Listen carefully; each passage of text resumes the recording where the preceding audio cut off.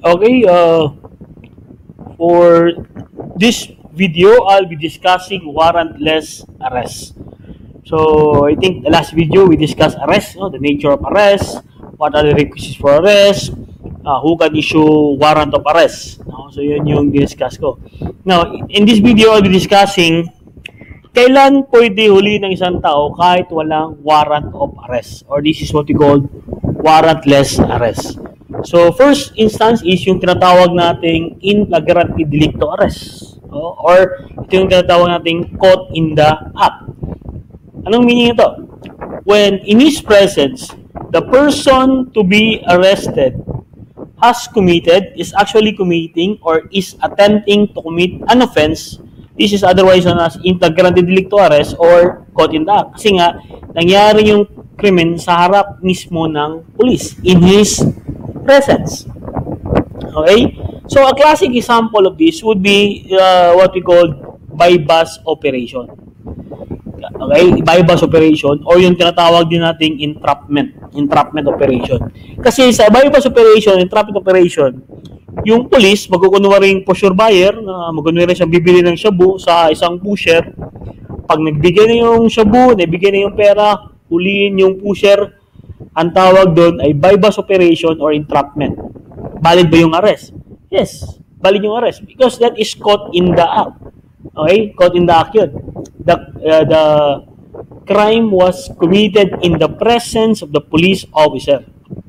Ayan. Meron din tayong tinatawag, na instigation. Ano ang instigation?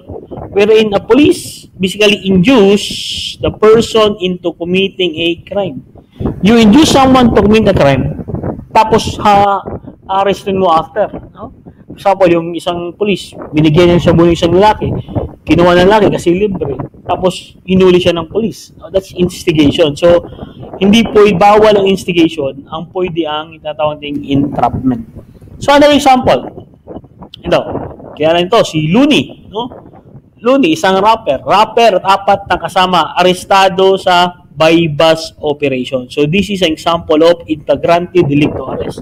Because allegedly, yung grupo ni Looney, nagbibenta ng kush or yung high-grade marijuana. Okay? So, may isang police na kunwaring buyer, hinuli siya. Okay? After mahuli, nag-inventory at dinala sa presinto. But in this case, warrantless arrest sa gurong si Ronel Mas, invalid, sabi ng DOJ. Ito yung gurong nag-offer ng 50 million na pabuya sa sino mang makapatay kay President Duterte. Okay? Sino mang makapatay kay President Duterte. Pero, hinuli siya dahil daw sa libel post niya. Ang tanong, valid ba yung warrantless arrest? Sabi ng DOJ, invalid yung warrantless arrest kasi the crime was not committed in their presence. And hindi din siya hot pursuit. Kasi yung police walang probable cause based on their personal knowledge. So, yan yung sabi ng DOJ in that case. Now, itong si Luisito Manuel nahuling naglilitsyon ng aso. Hindi ito baboy. Ito ay aso. Kinatay ang aso, nilitsyon niya. And that is violation of RA 8485. Kailangan pa ba ng warrant of arrest dyan? Kitang-kita, klarong-klaro ng nag-violate siya ng 8485? No. Hindi na kailangan. He can be arrested without a warrant. Now, another illustration. A Western Police District received a telephone call from an informer that there were 3 suspicious-looking persons at corner of Juan Luna Northview Boulevard in Tondo, Manila. The police saw 2 men looking from side to side and one of whom was holding his abdomen. They approached this person, identified themselves as policemen, whereupon the 2 tried to run away but were unable to escape because other men have surrounded them. The suspect were then searched and a caliber revolver was recovered. Ito. Okay. Now, so, may dalawang suspicious looking person. Yung isa is looking from side to side, palingon-lingon. Yung isa ay holding his abdomen, no? Hawak yung abdomen niya. Nilapitan ng pulis, tumakbo, hinabol, may nakuha ang caliber 38 revolver. Ang tanong, was the arrest proper or valid? Well, in the case of People versus Mingote, sabi ng Supreme Court, no, the arrest was not proper because the suspect was not actually committing nor attempting to commit a crime. Yung bang looking from side to side, is it a crime? Yung bang pag-holding his abdomen, paghawak sa chan, is it a crime? No. So, since it is not a crime, bakit siya inaresto? Bakit sila inaresto? So, the arrest is invalid. Invalid yung arrest. Now, hot pursuit doctrine. Ano naman itong hot pursuit doctrine? When an offense has just been committed, and he has probable cause to believe based on his personal knowledge of the facts and sources that the person to be arrested has committed a crime, otherwise hot pursuit doctrine. So, ang tatandaan nyo sa hot pursuit doctrine, yung the offense has just been committed. Bago lang nangyari yung krimen. At yung police ay may probable cause. Saan galing ang probable cause? Galing yan sa personal knowledge ng police or the facts and sources that the person to be arrested has committed a crime. So, simpleng explanation do, what if may binaril sa daan? May tumawag sa police, sir, may shooting incident dito. Dumating yung police, nakita yung tao, nakabulagta na. Okay, nakabulagta na yung tao. Ngayon, sabi ng police, sino bumaril nito? Sir, nakita ko sino bumaril yan. Si Pedro tumakbo doon. Inabol ng police. Nabutan ng police si Pedro. Can the police arrest Pedro? The answer is yes. Okay? Bakit? The offense has just been committed. Bago lang niya yung may probable cause ba ang police? Meron. Kasi they have personal knowledge. May nakita silang dead body at may nakapagsabi sa kanila sino yung bumaril. Meron silang eyewitness. So that is an example of hot pursuit doctrine. No? Bago lang nangyari yung krimen. Pero what if may binaril? Okay? May binaril. Dumating yung police, sabi ng police, sino bumaril ito? Sir, si Pedro, tumakbo doon. Hinabol ng police, hindi nabutan. After 7 days, nakita ng police si Pedro sa may public market.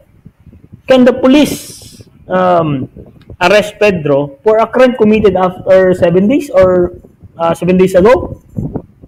The answer is no. Because it is not anymore hot pursuit. Because the offense has not been committed. No?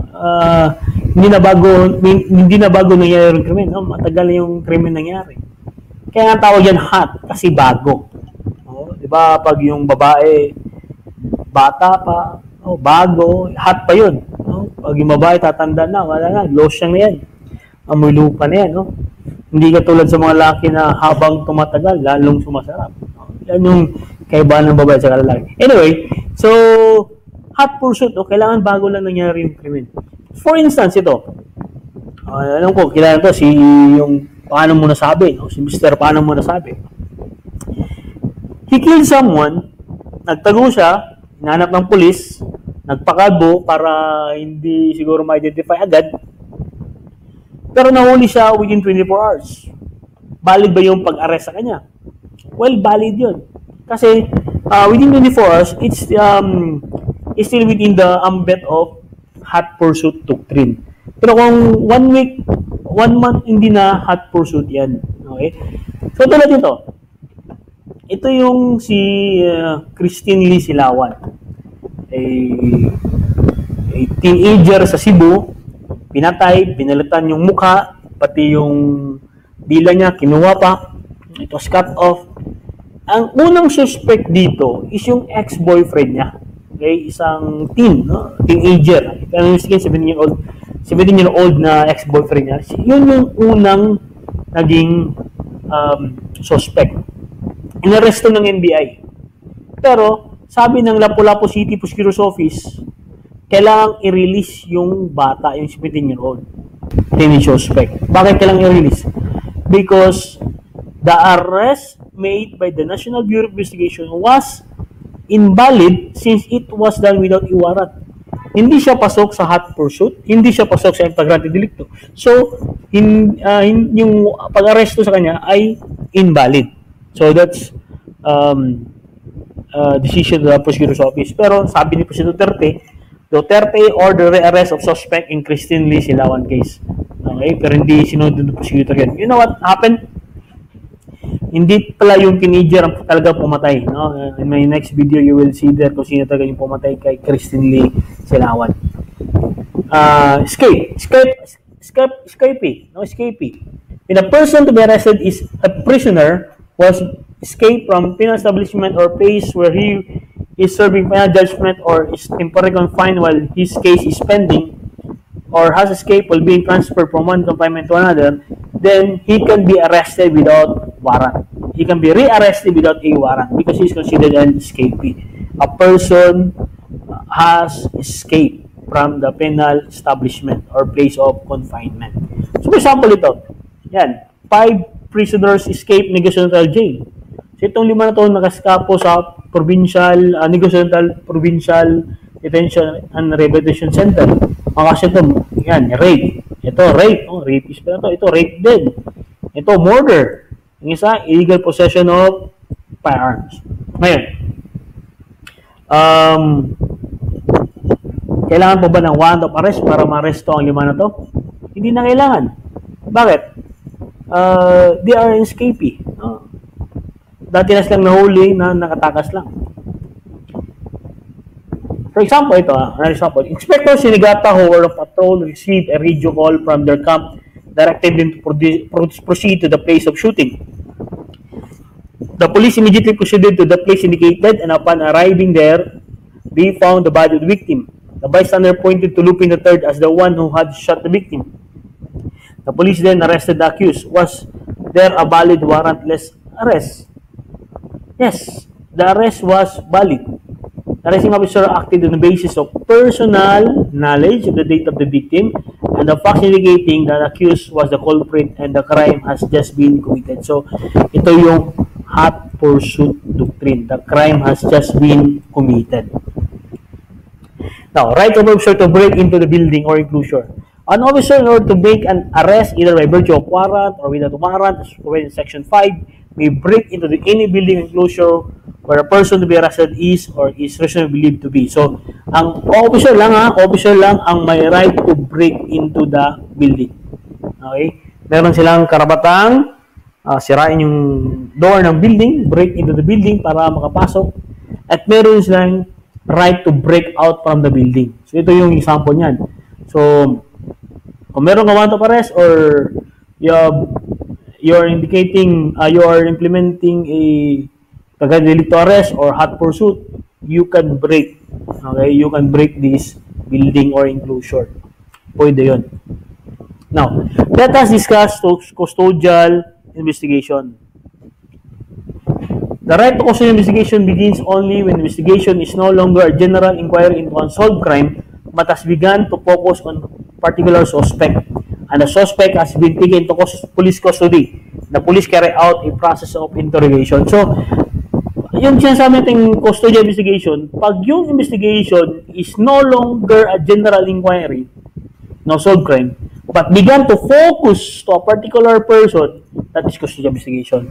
So, kung meron ng persons of interest sa isang kaso, and he is invited for questioning, then that is custodial investigation.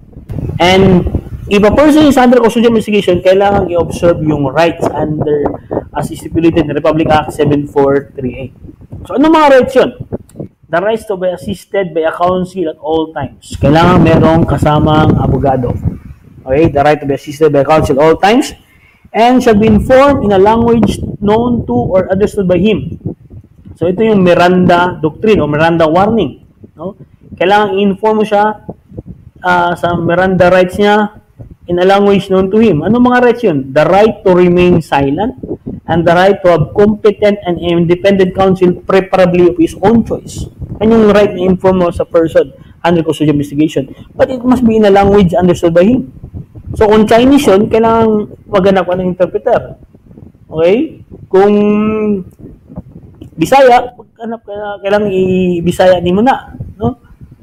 But if Ilonggo, mag-Ilonggo ka. No? Ilonggo gid. Sabi mo, ti subong, adun na kayo magkatungod magpakahilom, kay kondili, kaon ka bala. Was that's a joke.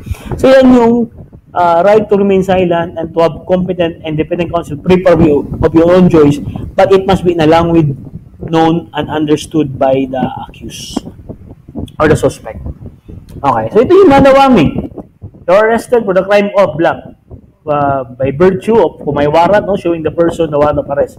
You have the right to remain silent. Okay? Any statement made by you, any statement you make may be used for against you in court of law.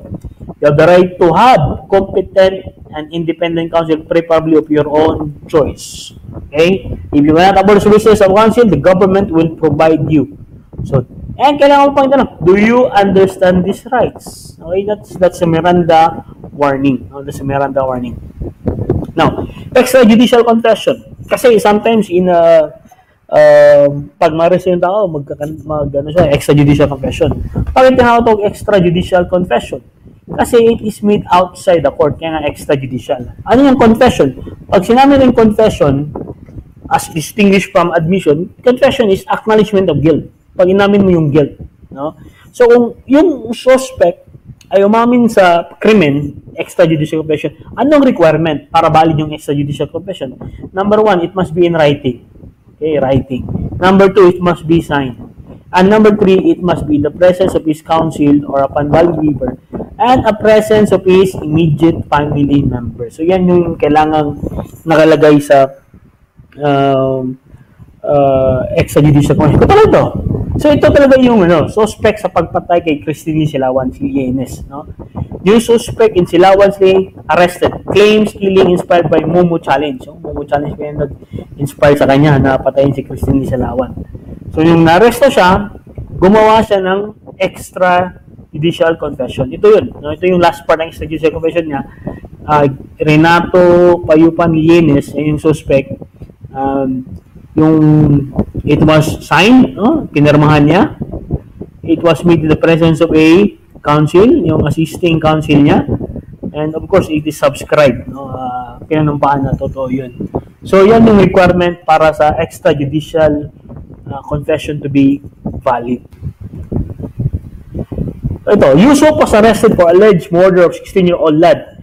He was read his Miranda rights immediately upon being apprehended.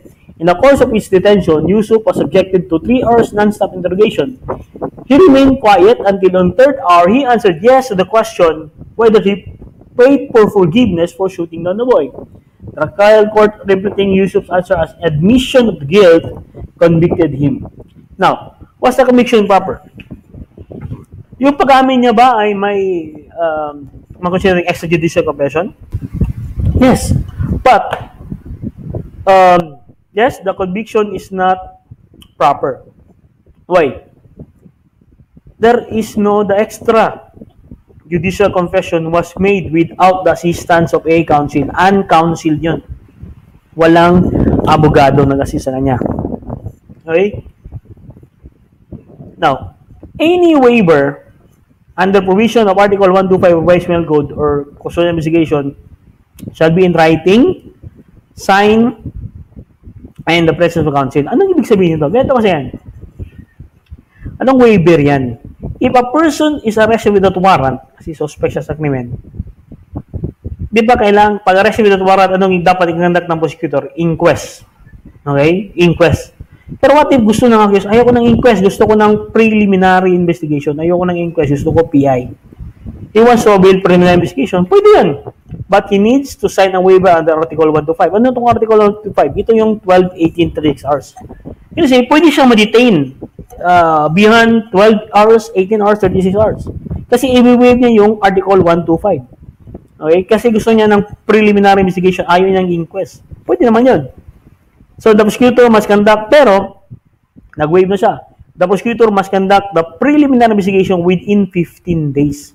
Hindi mo siya forever na i-detain, no? Kailangan yung prosecutor mag-conduct ng preliminary investigation within 15 days. That is decided, ito diniscuss ni Atty. Gabo. Kaya careful kayo, diniscuss ni Atty. Gabo to sa meeting namin sa Zoom. Sabi niya, ito yung bago sa criminal procedure. No? The court rules that detainee under such circumstances must promptly release to avoid violation of constitutional right to liberty despite the waiver. Pag nag-waive ka ng Article 125, yung 12,896 hours, kailangang ma-conduct ang preliminary investigation within 15 days or 30 days kung ang kaso ay drugs. Kung hindi drugs ang kaso, 15 days. Kung drugs ang kaso, 30 days. Okay? Kailangan mag-conduct na ang preliminary investigation. And that is in the case of Seaman versus DOJ. So I think this is the last topic, no, under warrantless arrest.